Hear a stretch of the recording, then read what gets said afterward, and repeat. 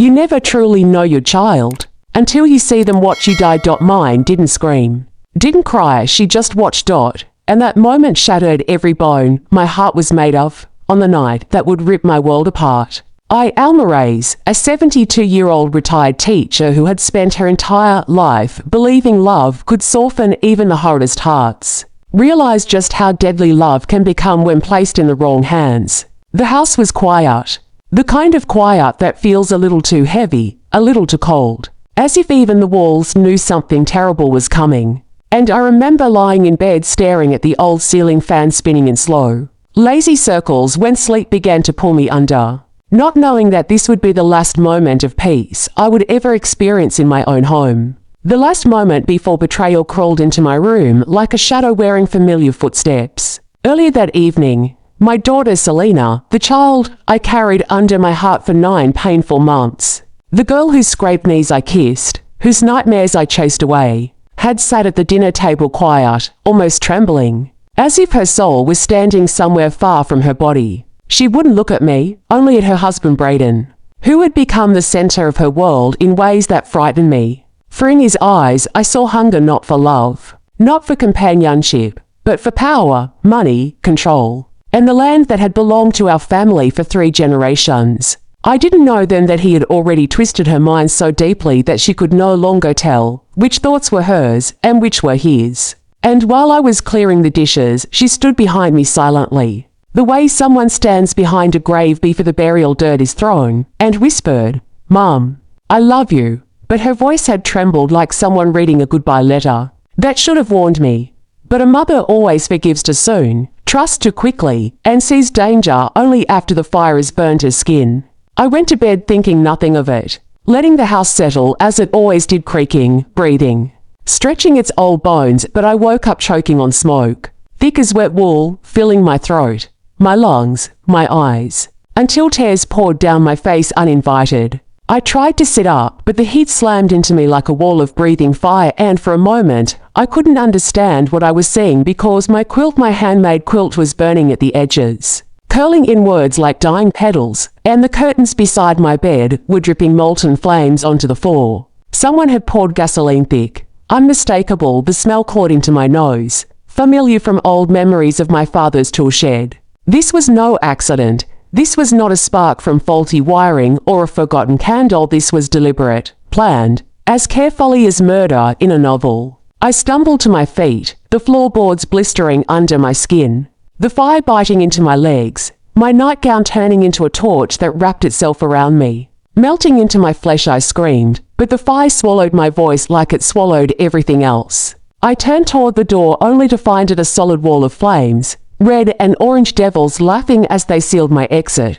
And I knew I had seconds before the ceiling gave in or my lungs collapsed. My body was burning, my skin bubbling, peeling, clinging to the fabric of my clothes, and every breath felt like inhaling knives. I crawled toward the window, my hands slipping on the floor where the varnish had melted into liquid amber, and every inch forward felt like centuries, like dragging the weight of all my life's mistakes behind me. With the last of my strength, I pushed myself up, smashing the window with my elbow, glass slicing through skin already blistering from heat, and the night air rushed in cold and sharp like forgiveness arriving too late.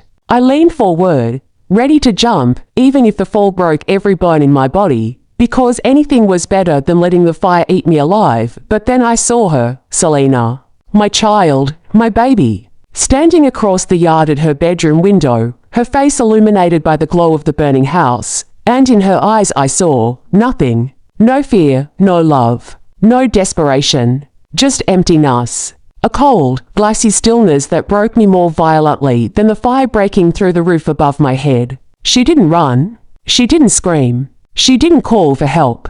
She watched as the flames wrapped around me like a coffin of light. Watched as I tried to lift myself onto the ledge.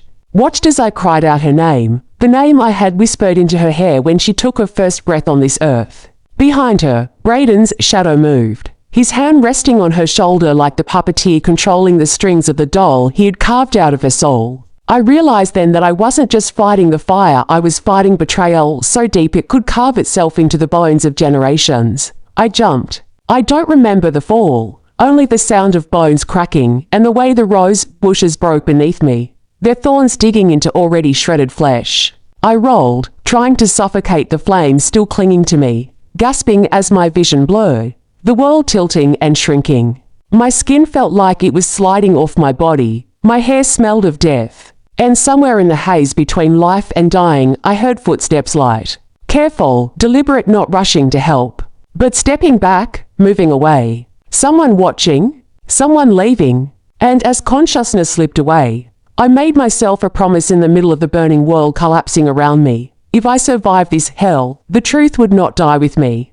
I would rise, I would heal, and I would make sure their darkness met daylight. Because sometimes, God lets you walk through fire, just so you can show the world who started it. Asterisk. But what I learned later was worse than the fire because the betrayal hadn't started that night. It had been growing for months when I woke up in the hospital days later, drifting between life and a place deeper than any nightmare. I heard voices before I could see faces, the whispers of nurses saying they didn't know how I was still breathing, doctors murmuring about survival rates, and one young intern muttering, her body shouldn't be alive. But something in her refuses to let go, and that was true.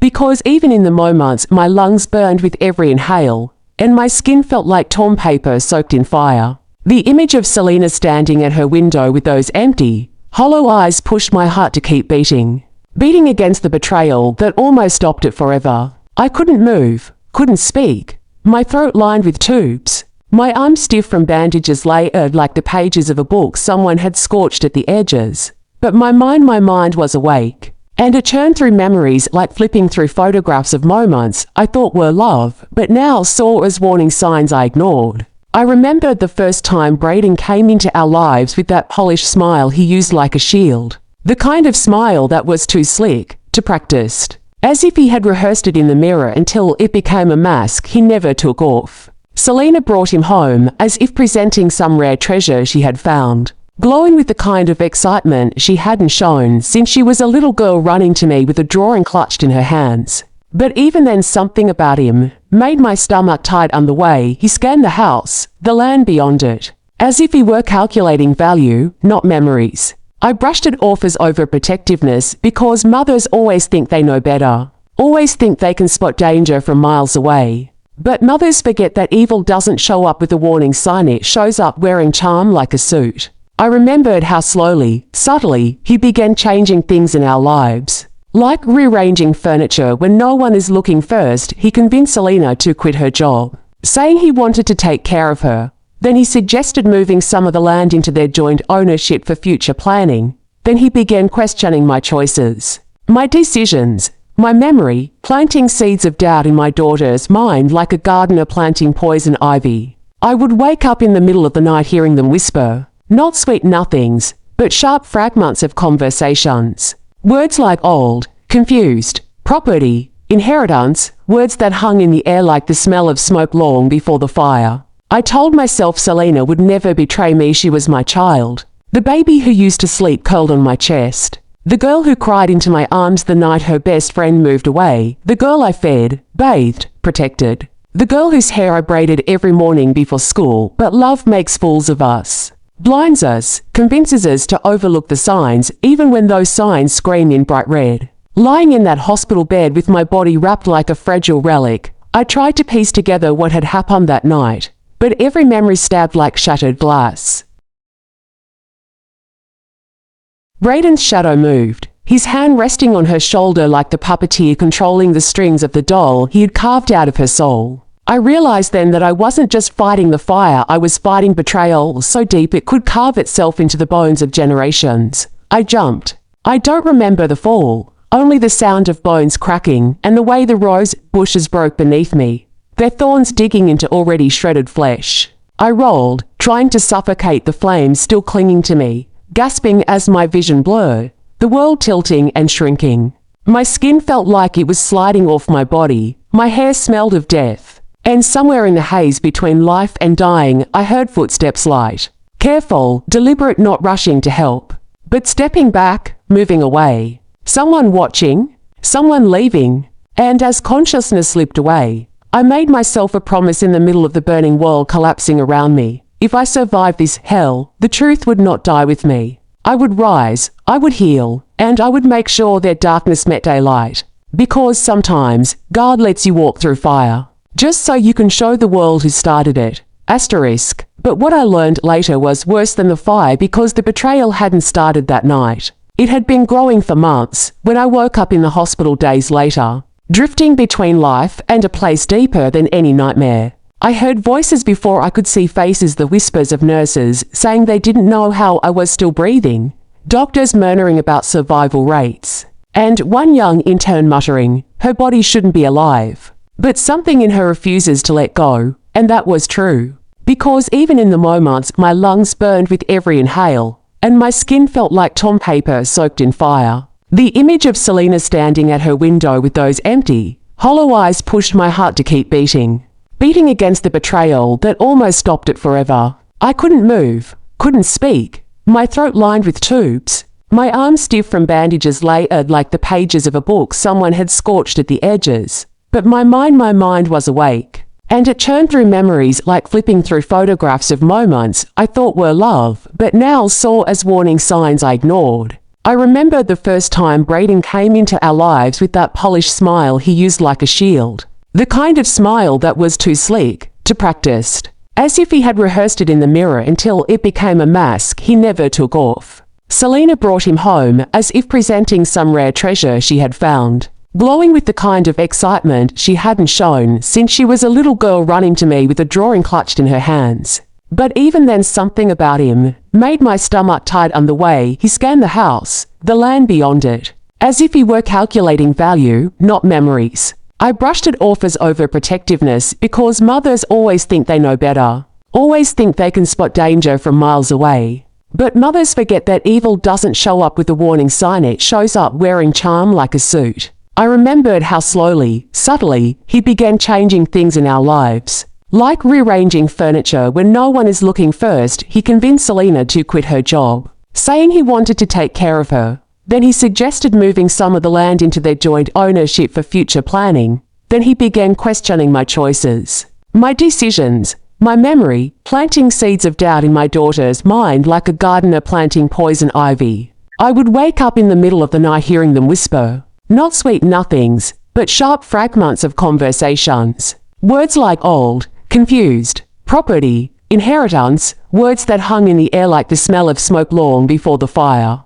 I told myself Selena would never betray me. She was my child, the baby who used to sleep curled on my chest, the girl who cried into my arms the night her best friend moved away, the girl I fed, bathed, protected, the girl whose hair I braided every morning before school. But love makes fools of us, blinds us, convinces us to overlook the signs, even when those signs scream in bright red. Lying in that hospital bed with my body wrapped like a fragile relic, I tried to piece together what had happened that night. But every memory stabbed like shattered glass. Braden's strange calmness at dinner, Selena's trembling voice when she said she loved me, her avoiding my gaze, the way the house felt too silent, too cold, as though the walls themselves were holding their breath waiting for the end. The more I replayed the night, the clearer the truth became. This wasn't a sudden idea. It wasn't anger or impulse. This was a plan. A well-crafted blueprint of murder disguised as an accident. And the thought clawed at me like a beast. How long had they been planning to kill me? And worse, had Selena known? Had she agreed? Had she wanted my death? Or was she drowning in Braden's control, trapped in a cage she couldn't see until it was too late? These questions spiraled through my mind like vultures circling above something dying. But I couldn't speak, couldn't move, couldn't ask, couldn't scream. Couldn't defend myself, not physically, not emotionally, not legally. All I had were the monitors beeping steadily like the ticking of a clock counting down to something I didn't yet understand. The first person I saw when I could finally peel my eyes open was not Selena, not the daughter who should have been by my side. It was my niece, Myra, whose eyes filled with tears the moment my gaze found hers. She grabbed my hand gently as if afraid it would crumble in hers and whispered, "And Alma, you're here. Thank God, you're still here." And behind her, the doctor explained the extent of my injuries: third-degree burns across most of my body, to broken ribs, a fractured wrist from the fall, smoke inhalation severe enough that they almost put me on a ventilator, and a heart weak, and not by fire but by the emotional carnage of betrayal. I wanted to ask about Selena, wanted to know if she had come, if she had cried, if she had asked about me, but no one mentioned her, and that silence was louder than any answer. Days passed, then a week, then two, each day stitched together by pain and bandage changes that felt like peeling off my own skin. But still no Selena. Not even a message, not a call, not a single sign she cared whether I lived or died. It was Myra who finally leaned close one night when the nurses left and whispered the truth in the softest, broken voice, and Selena didn't come. She posted on social media that you died in the fire. She and Braden had a memorial for you. The world tilted sideways. My heart didn't break, it shattered. They had declared me dead, so the world would move on. So no one would question when they took control of everything I owned. So they could grieve publicly while celebrating privately. That was when the fire inside me, the one the flames couldn't kill, began to burn again.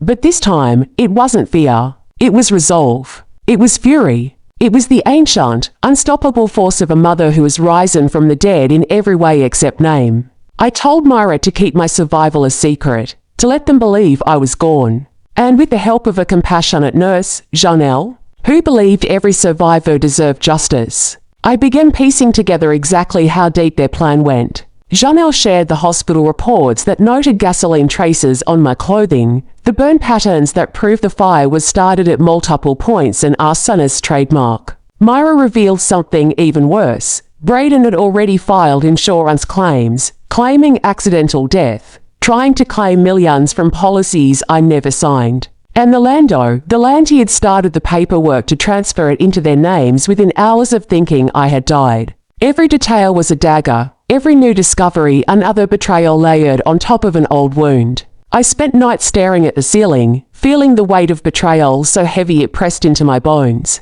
And yet beneath that grief was a rising strength, not the strength of a warrior, but the strength of a wounded mother whose love had been burned, stabbed, twisted, but not killed. I swore that when I healed enough to stand, I would not stay silent. I would not let them walk away from what they had done. I would return not as a victim, not as a fragile old woman, but as the living truth they tried to bury. But first, I needed to rest, recover, and gather every piece of evidence that would make their world collapse the same way they tried to collapse mine. And as I drifted into a medicated sleep that night, I felt something new, something fierce awakening in me. The fire they meant to kill me with had become the fire that would bring me back. But before I could expose them, I discovered a truth far darker. My daughter wasn't just manipulated. She was controlled. The third week after the fire was when I finally learned the truth that stabbed deeper than any flame. Deeper even than watching my daughter stand motionless as I burned, because until that moment, I still clung to the fragile thread of hope that maybe, just maybe, Selena hadn't meant to betray me. That she had been scared, confused, frozen in terror. That she had not become the monster I saw reflected in the flames. But the truth arrived not like a whisper or a gentle confession, it arrived like a storm. Brutal and unforgiving, tearing apart every comforting lie I had been holding on to. It began when Detective Leora Kane, a woman with sharp eyes softened by compassion, came to see me in the hospital wearing plain clothes instead of her uniform. A sign that this wasn't a formal visit, but a human one. She pulled up a chair beside my bed and looked at me the way people do when they aren't sure how to break something fragile without cracking it completely. After a long breath, she said, "Mrs. Reyes, I think you deserve to know the full truth before this goes any further." And something in her voice made the room colder than any hospital air ever could.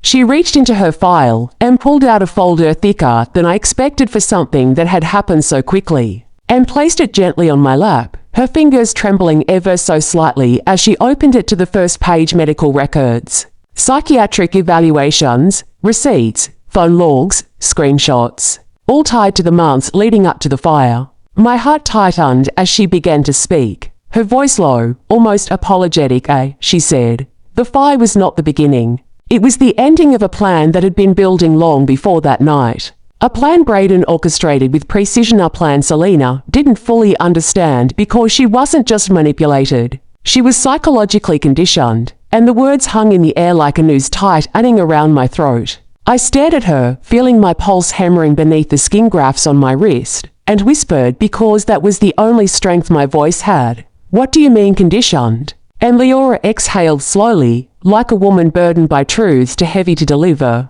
Braden wasn't just abusive. He used a process psychologists call gradual cognitive destabilization. It's a method predators use to break someone's reality, piece by piece, until they can reshape it however they want. And she began explaining how Braden had isolated Selena from friends and co-workers first, then from me, convincing her that everyone in her life had hidden motives, especially me, telling her repeatedly that I was controlling her, limiting her, treating her like a child. He had studied her weaknesses, her loneliness, her fear of failing, her desperation for love, and used those vulnerabilities like keys to unlock access to her mind. He began gaslighting her in small ways, moving things around the house, then telling her she misplaced them, telling her she forgot conversations they never had, convincing her she had memory lapses, even persuading her she had said things she never said. And when she doubted him, he cried, pretended to feel insecure, begged for reassurance, twisting her guilt into chains she didn't see wrapping around her neck.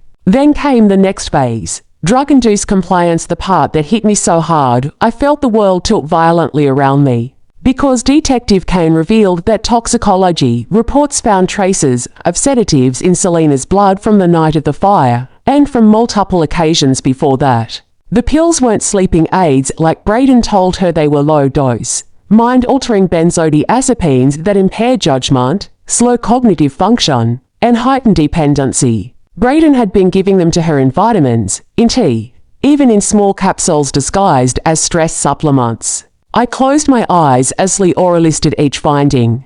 Feeling sick as the truth settled into the deepest parts of me. My daughter hadn't been herself for months, hadn't been thinking clearly, hadn't been able to discern right from wrong, hadn't even been fully conscious on the night I burned. She had been controlled, not by rope or weapon, but by fear, guilt, psychological warfare, and chemicals. Tears blurred my vision as Leora continued, saying, Selena wasn't in her right mind. She wasn't capable of recognizing danger, not even yours, not even her own. By the time the fire happened, she was functioning like someone under hypnosis, aware enough to exist, but not aware enough to act, and I felt the crack in my heart widen. Not with anger this time, but with grief so immense I thought it would swallow me whole. Detective Kane then told me something I will never forget, something that changed everything I thought I saw that night. In the security footage from a neighbor's camera, after I fell from the window, Selena can be seen pressing her palms against her own bedroom glass, her face twisted in panic,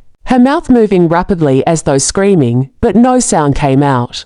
She wasn't silent because she didn't care, she was silent because she could barely stand, slumped against the window like someone whose body wouldn't obey her commands. She wasn't frozen in indifference, she was frozen in sedation. And the dark figure behind her wasn't comforting her, it was restraining her, preventing her from trying to leave the room. I felt my breath stutter, and the tears finally spilled freely because the image I had burned into my memory, the image of my daughter watching me die with empty eyes, wasn't the full truth. She had been fighting her own captivity, her mind trapped behind invisible bars Braden had built around her piece by piece. I whispered, so she didn't want me to die. And Leora shook her head softly, answering with heartbreaking certainty, no, Alma, your daughter didn't want you dead. She wanted help.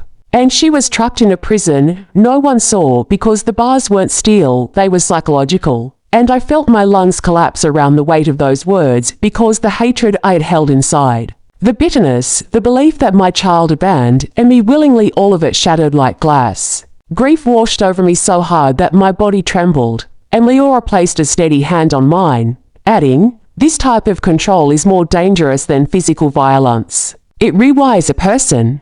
Selena wasn't herself. She hasn't been herself in a long time. She then revealed the darkest part of all. Braden had been planning my death for nearly 9 months. Forging documents, practicing my signature, moving funds slowly, gathering legal loopholes, consulting an insurance broker in secret, even researching how to stage house fires. He had rehearsed the lie he would tell police, rehearsed the tears he would shed publicly, even filmed fake voicemails from Selena expressing concern for my health to support the narrative that I was mentally declining. He didn't just want my money, he wanted my legacy, the land, the house, the inheritance, everything that carried the race name and he needed me gone, permanently. But what broke me most was discovering that he planned to kill Selena next slowly, quietly, by pushing her further into drug dependence until her mind collapsed completely, then getting full control of our estate through her guardianship. I stared at the detective, feeling my soul scream without sound because I had been so focused on my pain that I hadn't realized my child had been dying long before the fire dying inside. Piece by piece, the light in her dimming every day, while I mistook exhaustion for mood swings and silence for growing up. I failed her too. I didn't see the warning signs, didn't protect her from a predator who slipped into our lives wearing love like a disguise. Sitting in that hospital bed, wrapped in bandages and sorrow, I felt the undeniable truth hit me with painful clarity. I had survived the fire, but my daughter hadn't survived the man who lit it. She was still trapped in the ashes of his control. Alive but suffocating, breathing but not free. And in that moment, a new determination surged through my veins, stronger, in a voice barely above a whisper. She was found unconscious in an abandoned church on the west side. Someone called emergency services after hearing sobbing inside. When paramedics arrived, they found her collapsed beside the altar. My breath caught. My daughter collapsed in a church, alone, sobbing, and the image tore through me violently. She's alive, Leora continued quickly, as if trying to stop the panic rising in me. She's alive, but she's severely underweight, dehydrated, and heavily sedated from withdrawal. She had no bag, no phone, nothing with her except a small scrap of paper. I asked, voice trembling, what paper? And Leora reached into her pocket and pulled out a tiny folded note, placing it gently in my hand as though handling something holy. I unfolded it slowly and saw only 3 words written in shaky, fragile handwriting: Mom, forgive me. That was the moment my heart broke in a way it hadn't even the night of the fire, because my child, my baby girl, was wandering the world convinced she was unworthy of forgiveness, convinced she was the villain of a story she never wrote. Tears streamed down my cheeks as Leora explained that Selena was taken to a rehabilitation facility under medical supervision. But she was unconscious and not stable enough for visitors. Not yet. Not until her body cleansed itself of the poisons Braden fed her for months. I clutched the note to my chest, my entire body trembling as Myra rushed to hold me, and I whispered through sobs, I'm coming, baby. I'm coming, repeating it like a prayer, like a promise, like a vow I'd carve into stone if I had to. And in that moment, sitting there with the note trembling in my hands, I realized something with painful clarity. Braden took everything from her: her voice, her mind, her confidence, her freedom, but he didn't take her heart. It was still there, beating in those 3 desperate words. And I would not stop until I brought her home, even if it meant walking through another fire. But as fate would have it, the storm was far from over, because just when I prepared to go see her, Detective Kane's phone rang with news that changed everything again. Braden had disappeared, and when a monster disappears, it's never to run, it's to return. The moment Detective Leora Kane whispered that Braden had disappeared, a coldness swept through me deeper than the night of the fire. A chilling certainty that monsters do not vanish, they calculate. They prepare, they return when their prey is weakest. And I knew instantly, instinctively, with the bitter intuition only a mother who has crawled through death can have, that he was coming back, not for money, not for property, but to finish what he had started, to erase the one witness he thought he had destroyed, and the daughter whose mind he no longer controlled. As the hours crept forward, I felt the walls around me close in, the air thickening with dread, every shadow seeming to move even when it stood still. And despite the nurses bustling in the hall and the soft beeping of machines, a terrifying stillness settled inside my chest, because I could feel him like a storm on the horizon, dark, swelling, inevitable. Myra stayed by my side, her hand shaking as she tried to comfort me, whispering prayers under her breath, prayers my grandmother used to say during storms, prayers meant to keep evil away. And Detective Kane doubled security, stationing officers outside my room, checking every visitor, scanning every corner of the hospital with attention so sharp it cut through the fluorescent lights. But it wasn't enough, because monsters like Braden don't walk through doors. They slip through cracks, through the soft spots in human vigilance, through the places where fear blinds reason. 2 days passed with no sign of him. But the silence was worse than the threat. Silence is where evil gathers strength. And on the third night, hours after midnight, when the world is quiet enough to hear your pulse fighting its way through your veins, something happened that turned my fear into a blade. A nurse named Alessia Sweet, soft-spoken, gentle, walked into my room carrying medication. Her steps unusually slow, her voice trembling as she said, "Time for your next dose, Miss Alma." But the moment she pulled the curtain close behind her, I saw the bruise on her forehead, the swollen mark at her temple, and the way her hands trembled, not from exhaustion but terror. Before I could speak, she whispered in a voice so thin it was barely sound, "He's here," and my blood froze solid, my breath seized halfway in my throat, and I felt a terror so primal it shook every nerve inside me. She leaned closer, tears spilling from her eyes as she whispered, "He knocked me out, stole my badge. He's inside the hospital." And before I could react, the lights flickered once, twice. Then the entire hallway outside went dark, black as pitch, silent as a hell breath. And in that darkness, I swear I felt something shift, like the presence of a predator entering a room long before you see its face. Moira screamed, the officers outside shouted commands, footsteps thundered in panic, and the generator kicked in with a hum that barely lit the emergency strips on the walls. Detective Kane burst into the room, gun drawn, her voice low and lethal as she ordered, "Alma, stay behind me," her eyes scanning every shadow as she signaled to the officers to guard the door. But she didn't understand, not yet, that monsters like Braden don't attack through doors. They corner what's most fragile. And right then, in the faint emergency glow, my phone buzzed a message from a number I didn't recognize. But the moment I opened it, my heart shattered and rebuilt itself in the same second. A picture of Selena, pale, terrified, sitting on a cold floor with her hands tied, her eyes wide and glistening with tears, her face bruised, her hair tangled, her lips parted in silent pleading. Beneath it was a short message, "Bring the deeds. Come alone." 1 hour, the world collapsed inside me. My daughter, helpless, hurt, dragged back into the cage she fought so hard to escape. Tears blurred my vision as I stared at the photo, whispering her name like a broken prayer. But Detective Kane was already analyzing the image, her jaw tightening as she said, "This isn't from tonight. Look at the timestamp.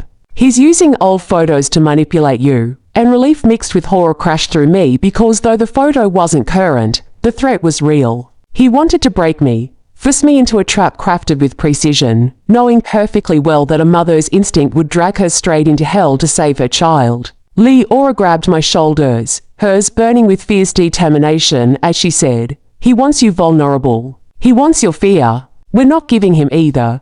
But I knew something she didn't. The only way to destroy a monster who hides in shadows is to drag him into the light. And to do that, I had to become bait. I looked at Leora and whispered, "He won't stop. Not until I end it." And though she shook her head violently, saying, "No, Alma, you're still recovering. You can't." I interrupted her with a strength I didn't know I had. "I survived the fire he set to kill me. I can survive." Looking him in the eye, she stared at me for a long moment, and I saw her resolve soften, shift, transform into the heavy acceptance of a warrior who realizes the only way through a battlefield is forward. Together, we devised a plan, one built not on fear, but strategy. 1 hour later, the hospital parking lot was silent. The cold night wind slicing through the air as police cars hitting shadows, engines off, lights dark. Officers positioned at exits and rooftops, while a bulletproof vest was strapped carefully beneath my hospital gown, its weight cold, but strangely comforting. I walked slowly, painfully, my walker steady beneath my trembling hands, the photo of Selena tucked inside my sleeve, her eyes haunting me with every step. Detective Kane walked behind me at a distance, her weapon drawn, her team ready. I followed the instructions Braden had texted down the ramp, past the lot, toward the abandoned medical wing left unused for years. Its windows shattered, its walls cracked, its hallways filled with echoes of a past long forgotten. The air inside was freezing, still, heavy with dust and the metallic smell of rusting equipment, and each step echoed like footsteps in a mausoleum. I heard movement slow, deliberate somewhere deep in the dark hall, and my heart pounded against my ribs, but I didn't stop. I reached the old operating theatre, its broken lights flickering faintly from the generator, and there standing near the shadowed window Wearing a stolen nurse's uniform stained with blood was Braden. He smiled, that same cold, polished smile he used the day I met him. The smile of a man who believed he was untouchable, and in his hand he held something small, gleaming under the emergency lighter, the same model he always carried. The same lighter that started the fire meant to kill me. You should have died that night, Alma, he said calmly, as if discussing the weather, his voice devoid of humanity. Everything was perfect. Everything you owned, everything that should have been ours was ready to fall into place. But you just wouldn't die. His eyes darkened as he stepped closer, and I could feel the poisonous intent radiating off him. "Where is Selena?" I asked, my voice trembling but steady enough to hide the fear clawing at my throat. He smirked, shrugging. "Probably crying in a corner somewhere. You broke her, Alma, not me. You made her weak. I just shaped what you failed to strengthen." Those words ignited something inside me, an inferno fiercer than the fire he set to kill me. I felt the burn of rage, of love, of protection, rising through my veins as I whispered, "No, you broke her. But I will mend her. And I will end you." He laughed a laugh so cold, it felt like the temperature dropped 10 degrees and flicked the lighter open with a click that echoed through the abandoned hall like a death sentence. "You think you can stop me?" he murmured, stepping closer. "You can barely walk." But he didn't see what stood behind him detectively, or a cane emerging from the shadows like vengeance made flesh, her gun pointed straight at his spine. "Step away from her, Braden," she commanded, her voice steady as stone, and his face twisted in fury as he spun around, grabbing me by the wrist, pulling me toward him like a shield. The lighter pressed to my chest, its flame inches from my bandaged skin. For a moment everything froze, the officers ready to shoot, Myra sobbing silently behind a barricade, Leora steady as a pillar, my heart thundering, and then I whispered to him, my voice low, deadly, calm, "You forgot something." "Braden," he snarled. "What?" And I met his eyes with a strength born of fire and survival. "I already died once. You can't kill someone who's been reborn." In that moment, I slammed my walker into his knee with a force I didn't know I possessed, sending him staggering backward, the lighter slipping from his grasp band in a blink. Detective Kane fired, the bullet striking his shoulder, sending him crashing to the floor. The lighter clattered across the tiles and went out, his screams echoing through the abandoned wing as officers swarmed him, pinning him, cuffing him, ending the nightmare he created. As they dragged him away, his eyes locked with mine one last time, filled with a hatred that couldn't burn me anymore, because I had already walked through the fire and come out stronger. Within hours, I was finally taken to see Selena, fragile, pale, asleep in a rehabilitation room, her breath soft, her lash sweat from tears shed long before I arrived, and when I touched her hand, her fingers curled around mine weakly. And for the first time since the night of the fire, the world felt whole again. I leaned down and whispered, "I'm here, my baby. I'm here." And we survived. But what happened when Selena finally woke up changed both of our lives forever. When Selena finally opened her eyes, her gaze did not carry the emptiness I saw that night in the flames. It carried pain. Yes, but it also carried recognition, memory, and a flicker of the little girl who once ran into my arms after every storm. She looked at me with trembling lips and whispered, "Mama, I'm so sorry." And in that moment, every scar on my body, every burn, every scream, every betrayal melted into something softer than forgiveness, into a love that even fire could not kill. I held her hand, brushing her hair as tears warmed my cheeks, and I whispered back, "None of this was your fault, my child. The fire he tried to destroy us with has become the light that saved us." In that room, surrounded by machines and silence, we rebuilt something broken piece by fragile piece, because sometimes survival isn't about escaping the flames. It's about learning to breathe again in the smoke left behind. And as she laid her head on my lap like she did when she was small, I knew that although life had burned us to ash, we were rising from it dashed together. So if my story teaches you anything, let it be this: not every battle we fight leaves visible scars, but every scar carries a story worth telling. I was supposed to die that night, burned, silenced, forgotten, but God had a different plan. He kept me alive so I could expose the darkness, so I could save my child, And so I could remind the world that a mother's love is a force even fire cannot defeat. And today, as I sit with my daughter healing beside me, I know one truth with every beat of my heart: you can survive what tries to kill you. And you can rise stronger than the fire that meant to end you. Thank you for listening to my story. Stay safe, stay brave, and remember, some flames come to destroy, but some come to reveal who you truly are. If this story touched your heart, don't forget to like, share, and subscribe. Your support keeps these stories alive. ******.